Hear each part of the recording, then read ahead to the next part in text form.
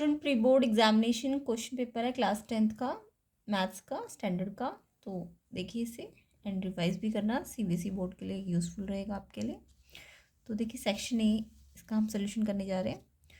तो section A के अंदर फर्स्ट क्वेश्चन है triangle P Q R triangle X Y Z के सिमिलर है एंड आपको बोला है पेरीमीटर दोनों का गिवन है 30 एंड 18, ठीक है। और side Q R 9 centimetre and Y Z आपको फाइंड करना है। तो जैसे कि आपको पता है ट्राइंगल वाले चैप्टर के अंदर थ्योरम है कि एरिया ऑफ सिमिलर ट्राइंगल्स का रेशो साइड्स के कॉरस्पॉन्डिंग साइड के रेशो के स्क्वायर के इक्वल होता है। ये तो सबको पता है ना थ्योरम। बट ये पेरीमीटर दिया हुआ है यहाँ पे आपको, सिमिलर ट्राइंगल्स का क्या दिया हुआ है, पेरीमीटर। तो पेरीमीटर के साथ भी एक रिलेशन होता है। देखिए क्या है वो फॉर्मूला। तो मान लीजिए क्वेश्चन में अगर आपको एरिया दिया होता है तो एरिया के साथ क्या रेशो क्या होता है, एरिया ऑफ फर्स्ट ट्राइंगल या सेकंड ट्राइंगल का रेशो साइड जो भी कॉरस्पॉन्डिंग होगी, जैसे ए बी सी और पी क्यू आर में ए बी और पी क्यू कॉरस्पॉन्डिंग है ना, तो उनका स्क्वायर। ये तो जब एरिया दिया होता है, ठीक है। तो हमें ये वाला फॉर्मूला नहीं लगाना, हमें पेरीमीटर दिया हुआ है क्वेश्चन में। तो पेरीमीटर के साथ फॉर्मूला, ये क्वेश्चन 1 के लिए फॉर्मूला नहीं है, ये तो जब एरिया दिया होता। क्वेश्चन 1 के लिए फॉर्मूला है, आपको पेरीमीटर दिया है ना ट्राइंगल 1 और पेरीमीटर ऑफ ट्राइंगल 2। तो ट्राइंगल का नाम आप लिख सकते हैं ए बी सी और पी क्यू आर, ये क्वेश्चन में गिवन है। तो जब पेरीमीटर दिया होता है तो साइड्स का स्क्वायर नहीं करते हम, ये ध्यान रखना। जस्ट हम साइड लेते हैं, साइड का रेशो करते हैं, ठीक है। तो जब आपको एरिया गिवन होगा तब आपको स्क्वायर करना है कॉरस्पॉन्डिंग साइड का। देखिए ए बी के कॉरस्पॉन्डिंग कौन सी आ जाएगी, पी क्यू आ जाएगी ना। ऐसी अगर बी सी दी होती तो क्यू आर ले लेते उनका रेशो, ठीक है। तो ये वाला फॉर्मूला एरिया वाले में लगता है जब स्क्वायर होगा, बट पेरीमीटर में जस्ट आपको साइड का रेशो लेना है।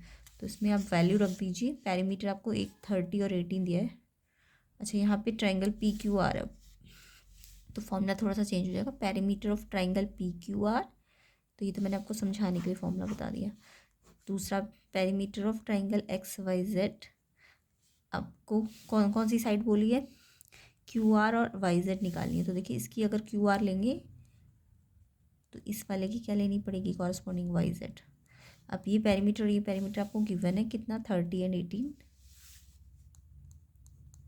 और इसमें से क्यू आर आपको पता है 9 और वाई जेड आपको फाइंड करना है। तो कुछ नहीं, क्वेश्चन में क्रॉस मल्टीप्लाई करना है तो वाई जेड निकल जाएगा। तो देखिए कैसे, वाई जेड को इधर क्रॉस कर दीजिए तो 30 से मल्टीप्लाई हो जाएगा, 9 इंटू 18। फिर 9 इंटू 18 को तो एज इट इज़ रखेंगे, 30 यहाँ ला के डिवाइड कर देना तो वाई जेड की वैल्यू आ जाएगी। ये वाई, ये क्रॉस है, ठीक है, ये एक्स नहीं है, मल्टीप्लाई ये वाई जेड ये रहा। अब इसे सॉल्व कर लीजिए।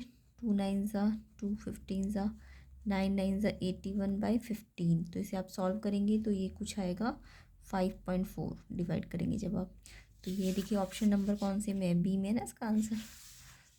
तो सॉल्व तो आप कर ही लेंगे, बट ये फॉर्मूला याद रखना। अगर ट्राइंगल का एरिया बोलते तो ये वाला फॉर्मूला लगाते, अगर पेरीमीटर बोला है तो सिर्फ साइड्स का रेशो करना है, स्क्वायर नहीं करना, ठीक है। तो सेकंड क्वेश्चन पे आते हैं। सेकंड क्वेश्चन है आपका, ये तो सिंपल ही है आपका, the zeros of a polynomial आपको गिवन है, इसके जीरोस फाइंड करने हैं। तो ये तो सिंपल क्वेश्चन होता है, x square plus 1/6 x minus 2, ये आपको पॉलिनोमियल दिया है और इसके जीरोस फाइंड करने हैं। जीरोस का मतलब एक्स की वैल्यू निकालनी है। तो इसमें पहले आप देखिए जीरोस फाइंड करने तो इसे जीरो के इक्वल कीजिए। अब ये फ्रैक्शन है तो इसका एलसीएम ले लेना। तो एलसीएम देखिए इसके नीचे 1 1 लगा के 6 आ जाएगा ना सबका एलसीएम। अब ये 1 है तो यहाँ 6 से मल्टीप्लाई हो जाएगा, यहाँ 1 से मल्टीप्लाई होगा तो ये एक्स ही आ जाएगा। ये 1 है तो यहाँ 6 से मल्टीप्लाई हो जाएगा। तो ये तो आता है एलसीएम लेके, जैसे सिंप्लीफाई करते हैं। अब ये 6 यहाँ के 0 बन जाएगा क्योंकि यहाँ डिवाइड है तो मल्टीप्लाई हो जाएगा।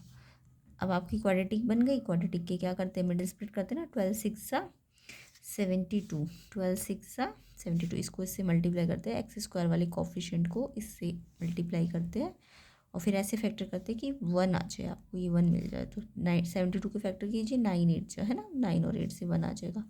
तो ये तो सबको आता होगा, नहीं आता तो आप क्वाड्रेटिक इक्वेशन वाली जो वीडियो है वो देखिए, वहाँ पे आपको ये सब समझ आ जाएगा। तो 9x minus 8x minus 12 equal to 0, common ले लीजिए। 6 एंड 9x में से 3x आ जाएगा, 3 2 जा और 3 3 जा। इसमें से 8 और 12 में से 4 कॉमन आ जाएगा, 4 2 8, 4 3 12, बाहर माइनस है तो प्लस, ये ब्रैकेट सेम है। तो ये तो आपको मिडिल स्प्लिट करके क्वाड्रेटिक इक्वेशन को कैसे सॉल्व किया जाता है तो वो वाली आप वीडियो देख सकते हैं चैनल में। अब इसमें एक्स की वैल्यू निकाल लीजिए, या तो ये ज़ीरो होगा या ये ज़ीरो होगा। तो जब ये ज़ीरो होगा तो एक्स की वैल्यू आ जाएगी -3/2, यहाँ पे एक्स की वैल्यू आ जाएगी 4/3। तो देखिए दो वैल्यू आ गई, -3/2 और 4/3, ये एक्स की वैल्यू को ही हम ज़ीरो कहेंगे। तो क्वाड्रेटिक इक्वेशन के अंदर एक्स की दो वैल्यू आती है ना, तो इसलिए 2 0 होते हैं। तो देखिए ये सी ऑप्शन में आपका आंसर -3/2 एंड 4/3, तो इसका आंसर होगा सी ऑप्शन। नेक्स्ट क्वेश्चन देख लेते हैं। Question number 3, for what value of K, ये इक्वेशन है एंड ये इक्वेशन है, intersecting at a unique point. तो ये आपको linear equation in two variable दी है, तो आपको यूनिक सोल्यूशन की कंडीशन लगानी है। तो देखिए यूनिक की कंडीशन क्या होती है, A1/A2 equal not equal to B1/B2, ये यूनिक सोल्यूशन की कंडीशन होती है, या फिर इंटरसेक्टिंग लाइंस की। ठीक है, तो A1 क्या है जो एक्स के साथ होता है के, और A2 क्या है जो दूसरी वाली इक्वेशन में एक्स के पास होगा 3, B1 जो इस फर्स्ट इक्वेशन में y का कोफिशिएंट है -2, एंड B2 जो सेकेंड इक्वेशन में y का कोफिशिएंट होगा 1। तो यहाँ पे k के लिए सॉल्व कीजिए, k देखिए यहाँ पे क्रॉस मल्टीप्लाई कीजिए, k इंटू 1 k, और इसको इससे मल्टीप्लाई कीजिए, 3 2 6, और ये k की वैल्यू नहीं है, नॉट इक्वल टू, यानी k -6 नहीं होना चाहिए। अब आप देखिए ये किस ऑप्शन में है, तो यहाँ पे तो k 6 दिया है, ये तो हो नहीं सकता, ये भी नहीं आ रहा, ये भी नहीं आ रहा। अब ये देखिए ऑल रियल वैल्यू एक्सेप्ट -6, हाँ यही तो कह रहा है ना कि k -6 नहीं होगा, बट बाकी कुछ भी हो सकता है, सिर्फ -6 नहीं होगा और कुछ भी हो सकता है, तो ये ठीक है, all real value except -6, except बोल दिया ना, यानी ये -6 नहीं होना चाहिए, तो ऑप्शन ए होगा इसका। नेक्स्ट क्वेश्चन देखेंगे, question number 4, the graphic representation of the equation dash dash gives a pair of dash. तो देखिए ये भी linear equation in two variable है, तो आपको चेक करना है कि ये कैसा है, पैरेलल है, इंटरसेक्टिंग है, कोइंसिडेंट है। तो इसके लिए आप ना ये रेशो निकाल के देखेंगे। तो कैसे निकालते हैं ये रेशो, पहले आपको क्वेश्चन इक्वेशन दी है x+2y equals to 3, and second equation आपको दी हुई है 2x + 4y + 7 इक्वल्स टू 0। तो देखिए पहले तो आपको इन इक्वेशन को ना ऐसे करना है कि ये जो कांस्टेंट टर्म है ना, या तो दोनों की इधर आ जाए या दोनों की उस साइड रहे। तो आप क्या करिए, ये 3 को यहाँ ले आइए, तो ये माइनस से हो जाएगा ना यहाँ के। तो हमने क्या किया, दोनों की कांस्टेंट टर्म इस साइड ले आए, लेफ्ट हैंड साइड में।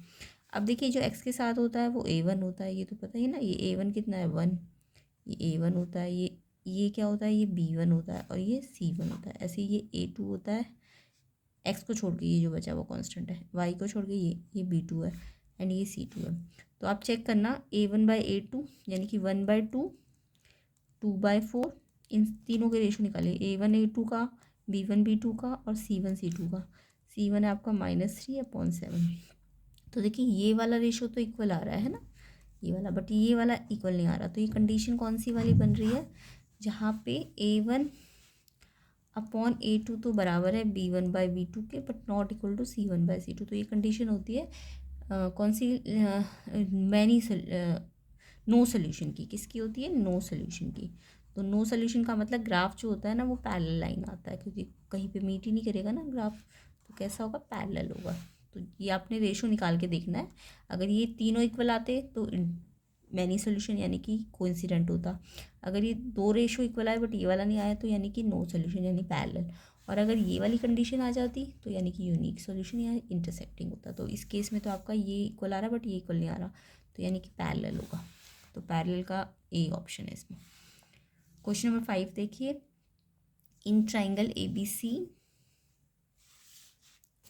AD is the bisector of angle BAC। AB आपको 8 गिवन है, BD 6 है, और DC 3 है, और आपको AC फाइंड करना है। तो देखिए ध्यान से देखिएगा इस क्वेश्चन को।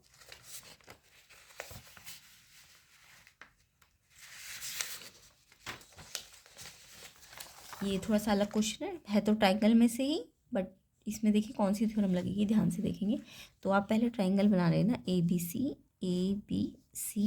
आपको क्या बोला, AD is the bisector of angle BAC यानी ये वाला एंगल है ना BAC, एंगल BAC का मतलब जो A पे हो। तो ए डी बाइसेक्टर है बी ए सी, यानी ए का बाइसेक्टर खींच दीजिए। बाइसेक्टर का मतलब एंगल का बाइसेक्टर बोला तो यानी एंगल को दो इक्वल पार्ट्स में डिवाइड करेगा, यानी ये पार्ट इसके इक्वल हो जाएगा। ठीक है, अब देखिए यहाँ पे सिर्फ आपको बाइसेक्टर बोला है एंगल का, और बाकी फिर आपको साइड दे दी। साइड कौन कौन सी दी है? ए बी दिया आपको 8 सेंटीमीटर, बी डी दिया है आपको 6 सेंटीमीटर, डी सी दिया है 3 सेंटीमीटर, और ए सी आपको फाइंड करना है। तो ए सी आपको फाइंड करना है, मान लीजिए ये एक्स है। तो जब भी आपको सिर्फ एंगल बाइसेक्टर दिया जाए ट्रायंगल का, तो एक इंटरनल बाइसेक्टर की एक थ्योरम होती है, इंटरनल बाइसेक्टर थ्योरम होती है, ये याद रखेंगे आप। तो इंटरनल बाइसेक्टर थ्योरम क्या कहती है कि ये जो भी हमारा वर्टेक्स एंगल होगा, ठीक है, वो जिस साइड पे पड़ेगा, इस साइड पे आया ना, ये वर्टेक्स एंगल का बाइसेक्टर इस साइड पे आया है, तो ये इस साइड को ना रेशो में बांटेगा, यानी कि रेशो क्या होगा? B D by D C. और ये रेशो किसके बराबर होगा? जो एंगल का बाइसेक्टर है,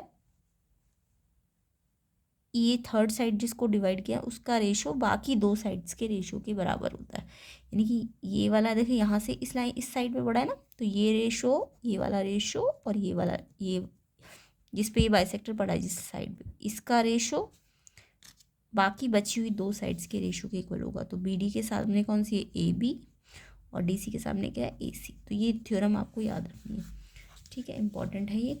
तो बी डी आपको दिया हुआ है 6 और डी सी दिया है 3, यानी कि ये जो भी एंगल बाइसेक्टर जिस साइड पे आएगा वो पहले लिख देना, ये अपॉन ये, और फिर बची हुई दो साइड है जो बी डी के साथ ए बी है और डी सी के सामने ए सी है।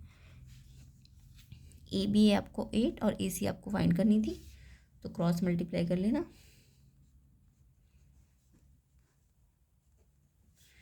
तो ये 6 यहाँ मल्टीप्लाई है, डिवाइड हो जाएगा यहाँ के, तो x आ गया 4, यानी कि ए सी कितनी आ गई? 4 सेंटीमीटर। तो ये देखिए ऑप्शन नंबर है आपका बी, तो बी इसका आंसर होगा, बी ऑप्शन।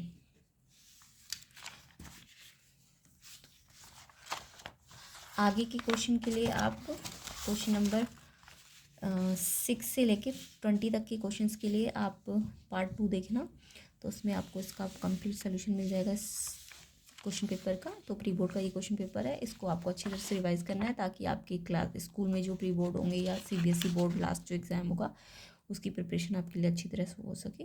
तो बाकी चैनल से जुड़े रहना और वीडियो को शेयर कर देना।